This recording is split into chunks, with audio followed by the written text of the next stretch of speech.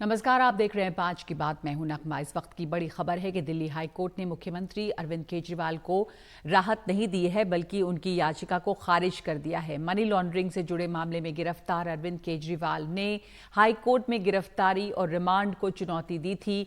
याचिका खारिज करते हुए कोर्ट ने कहा कि गिरफ्तारी के विरुद्ध याचिका खारिज कर रहे हैं। केजरीवाल केस पर दिल्ली हाई कोर्ट ने यह कहा है कि ईडी के पास गिरफ्तारी का पर्याप्त आधार है। पैसों का इस्तेमाल गोवा कैंपेन में किया गया, ये कहना है एनफोर्समेंट डायरेक्टरेट का। ईडी ने आपके गोवा उम्मीदवार का बयान दिखाया है और ईडी ने हवाला डीलर का बयान भी दिखाया है। हम नाम सार्वजनिक नहीं कर रहे, ये एक चेन दिखाता है। याचिकाकर्ता पूरे मामले में शामिल हैं, ये एनफोर्समेंट डायरेक्टरेट का कहना है। याचिकाकर्ता यहां पर अरविंद केजरीवाल, जिन्होंने याचिका दी थी। केजरीवाल की गिरफ्तारी कानून का उल्लंघन नहीं है, मुख्यमंत्री के लिए अलग कानून नहीं है, ये कहा है कोर्ट ने और उनकी याचिका को खारिज कर दिया गया है। दिल्ली के मंत्री सौरभ भारद्वाज ने प्रेस कॉन्फ्रेंस की है इसके बाद और कहा कि ये मामला मनी लॉन्ड्रिंग का नहीं बल्कि राजनीतिक षड्यंत्र का है। पूरा का पूरा मामला मनी लॉन्ड्रिंग का नहीं, ये मामला हिंदुस्तान के इतिहास का सबसे बड़ा राजनीतिक षड्यंत्र है। दिल्ली और पंजाब की दो सरकारों को नष्ट करने का, कुचलने का, खत्म करने का एक बड़ा षड्यंत्र है। बातें तो करोड़ों की हो रही हैं, किसी भी जगह पे अब तक ईडी या सीबीआई को 1 रुपए की भी गैर कानूनी रिकवरी नहीं हुई, 1 रुपए की भी।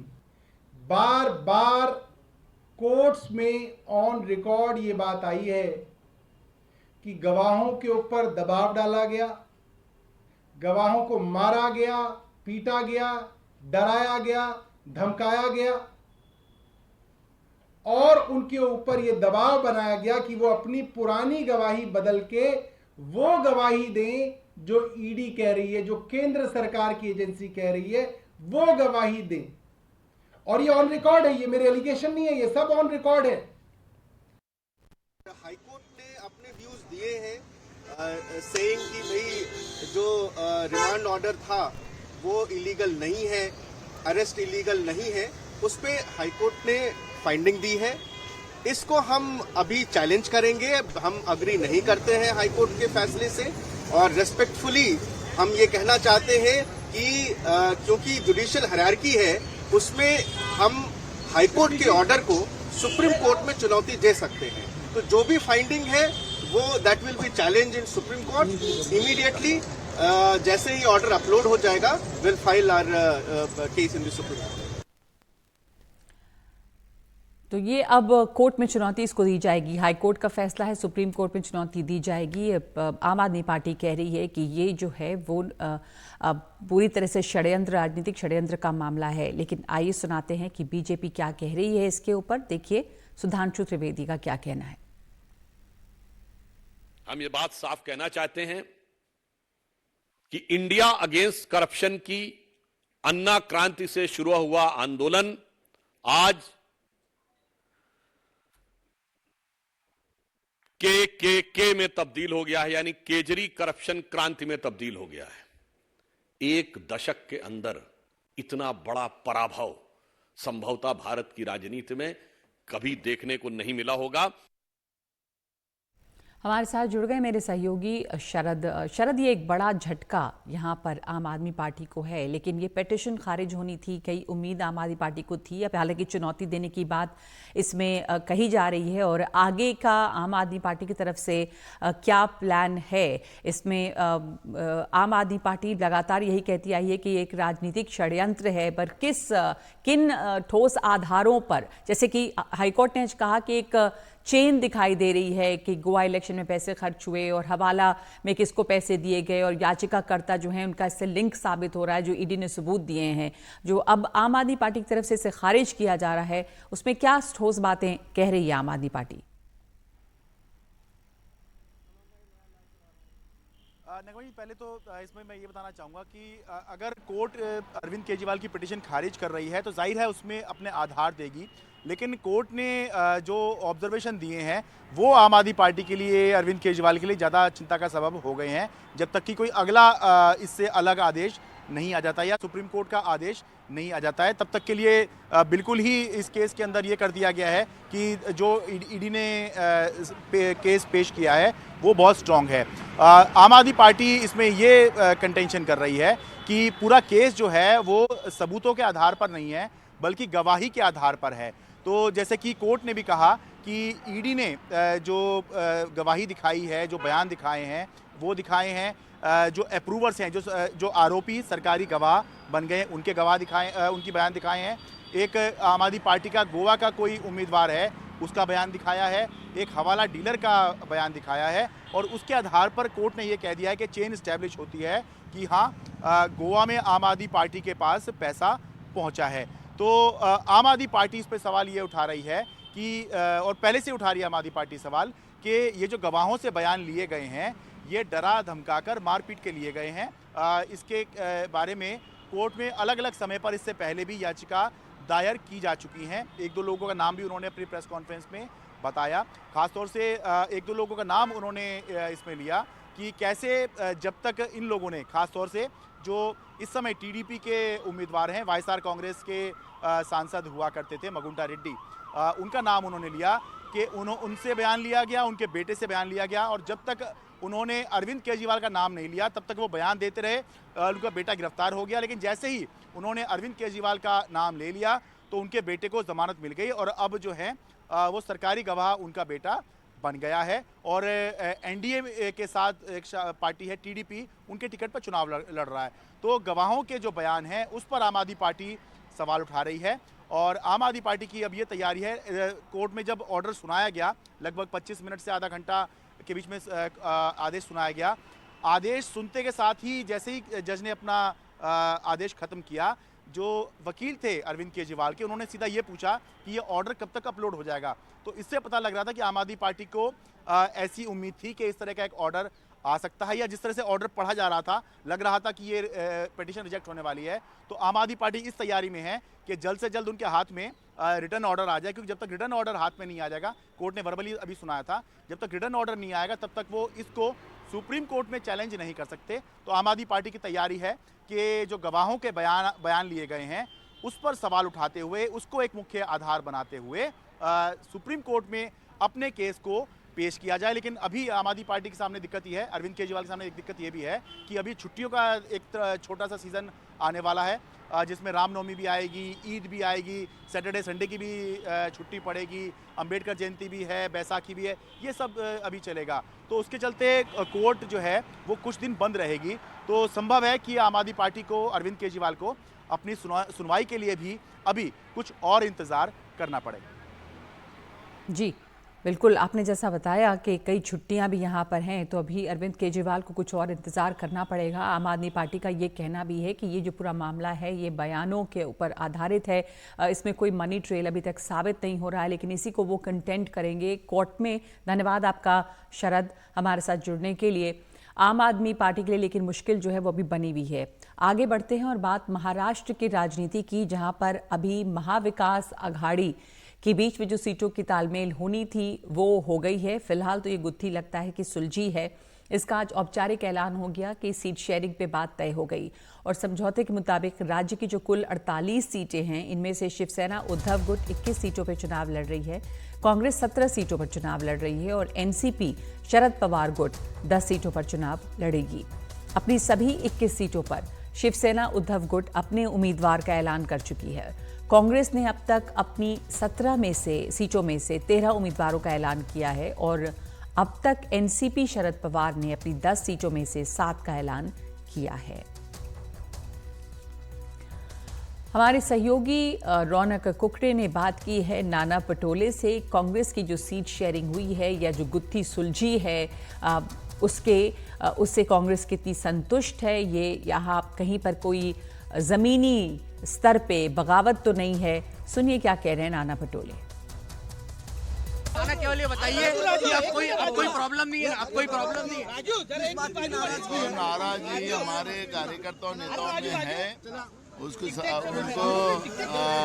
समझाया जाएगा। डेमोक्रेसी जो हमारे देश की खतरे में लाई है, एक तानाशाह जो देश के प्रधानमंत्री हैं उनने, और इस डेमोक्रेसी को बचाना, लोकतांत्रिक व्यवस्था को बचाना हमारा दायित्व बनता है।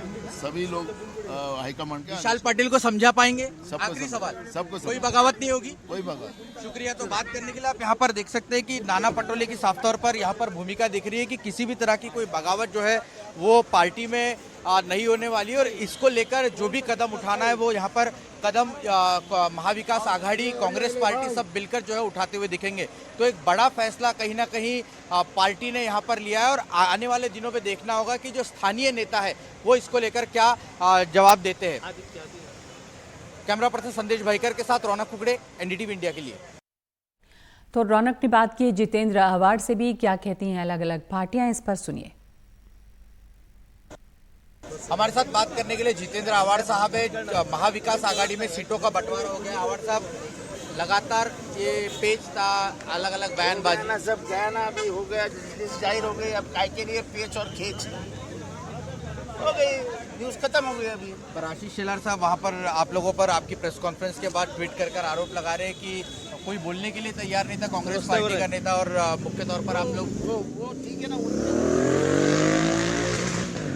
सीटों के बंटवारे के बारे में क्या हो रहा है उसके ऊपर बात करो ना। हम क्या कर रहे हैं, हम क्या खाना खा रहे हैं, उनको क्या लेना देना है। लेकिन सांगली में आपको लगता है फिर भी बगावत नहीं होगी?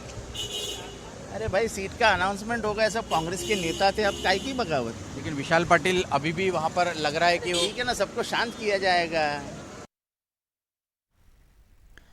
महाराष्ट्र में अब तक महायुति के बीच सीट शेयरिंग की गुत्थी नहीं सुलझ पाई थी।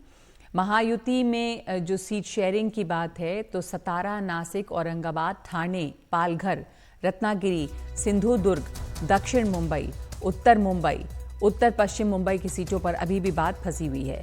शिवसेना शिंदे गुट ने अपने मौजूदा 3 सांसदों को टिकट नहीं दिया है। अब बीजेपी चाहती है कि शिवसेना शिंदे और सीटों पर समझौता करे, जिसकी वजह से स्थानीय नेताओं और कार्यकर्ताओं के बीच में दरार खड़ी हो गई है।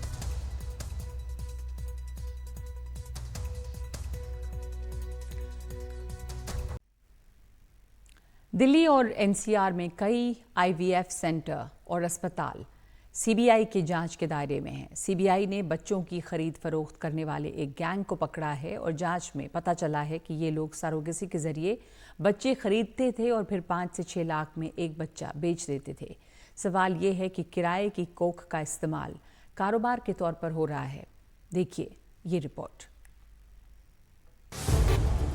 बीते हफ्ते सीबीआई ने दिल्ली और एनसीआर में छापेमारी कर 3 नवजात शिशुओं को बरामद किया और बच्चों की खरीद फरोख्त करने वाले गैंग का पर्दाफाश करते हुए 5 महिलाओं समेत 7 लोगों को गिरफ्तार किया। पकड़े गए लोगों में एक वार्ड बॉय भी शामिल है।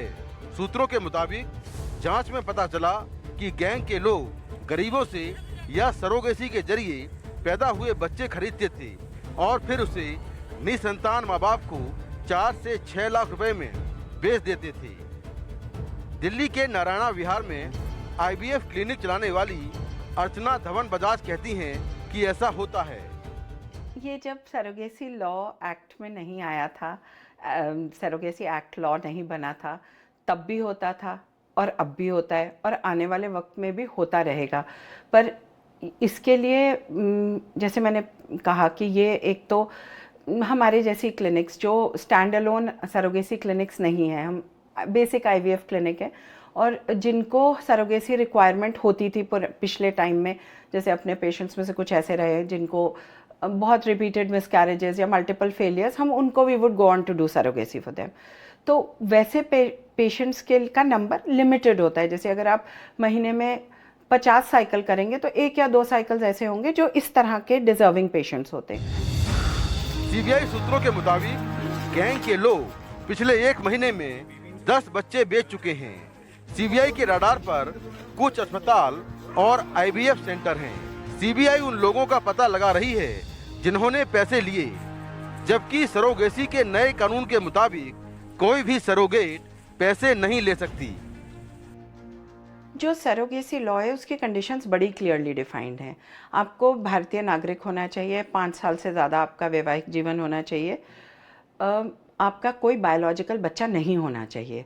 मतलब आपका यदि एक बच्चा है और आप किसी अनफॉर्चुनेट कंडीशन में दूसरा अपने ऊपर नहीं कर सकते तो you are not eligible for the surrogacy program in India. उसके अलावा मेडिकल इंडिकेशंस होनी चाहिए, 6 से ज़्यादा IVF फेलियर्स होने चाहिए, 4 से ज़्यादा मिसकैरेजेस, या माँ की कोई ऐसी हेल्थ कंडीशन होनी चाहिए जिसके चलते अगर वो प्रेग्नेंट होती है उनकी लाइफ को रिस्क है। तो ऐसे क्लियर कट डिफाइंड लॉज हैं। सरोगेट वो होनी चाहिए जो आपकी जानकार हो और सरोगेसी प्रोग्राम बिना किसी फाइनेंशियल गेन के कर रही हो। CBI के मुताबिक इस गैंग के तार जयपुर से भी जुड़े हैं। वहां आरती नाम की महिला के यहां छापेमारी हुई है। गुरुग्राम में IVF काउंसलिंग करने वाले डॉक्टर युगल किशोर उपाध्याय के मुताबिक उनके पास भी कभी कभी ऐसे लोग आते हैं जो अवैध तरीके से सरोगेसी करवाना चाहते हैं। पहला तो क्या है कि जैसे कि सरोगेसी था, पहले कॉमर्शलाइजेशन था, अभी क्या है कि अल्ट्रास्टिक कर दिया गया है। तो कॉमर्शलाइज था तो अपना जो है उस हिसाब से अपना करते थे लोग, कोई ठीक है। अब अल्ट्रास्टिक है यानी कि पेमेंट सरोगेट ले नहीं सकती है या दे नहीं सकते हैं। तो ये है कि अभी उसमें मतलब आपके प्लस अथॉरिटीज़ हैं कि भाई अप्रूवल मिलेगा, करेंगे, ये है, तो उसमें टाइम लगता है काफ़ी उसके हिसाब से। तो लोग कहते हैं कि भाई करो, बट हम मने कर देते हैं, या कोई भी मतलब बिना उसके तो फिर हो नहीं पाएगा ना चीज़ें कि भाई किसी का बच्चा लेके किसी को दे दिया, क्योंकि आज अब जैसे अभी हुआ, अगर करोगे तो कहीं ना कहीं वो चीज़ें पकड़ी जाती हैं, तो कोई फ़ायदा है नहीं है। कहते हैं कोई 2-4-6 महीने किसी बात हुई, कोई कह देता है आपके सर हमें ऐसे ही करा दो, वैसे करा दो, हम फिर मने कर देते हैं उस चीज़ को। जानकारों के मुताबिक ऐसी गतिविधियों पर तभी रोक लगेगी जब सख्ती से कार्रवाई हो और सरोगेसी कानून पेशेंट फ्रेंडली हो। हमारे जैसी क्लिनिक्स ने अब सरोगेसी को for the time being aside रख दिया है। हम तब सरोगेसी के बारे में दोबारा सोचना शुरू करेंगे जब हम अप्लाई कर सकेंगे to be a surrogacy clinic और प्रॉपर लीगल फ्रेमवर्क से करेंगे। पर कुछ क्लिनिक्स अभी भी ऐसी हैं जहां शायद अंडर इन अनस्क्रूपलस वे सरोगेसी होती भी होगी।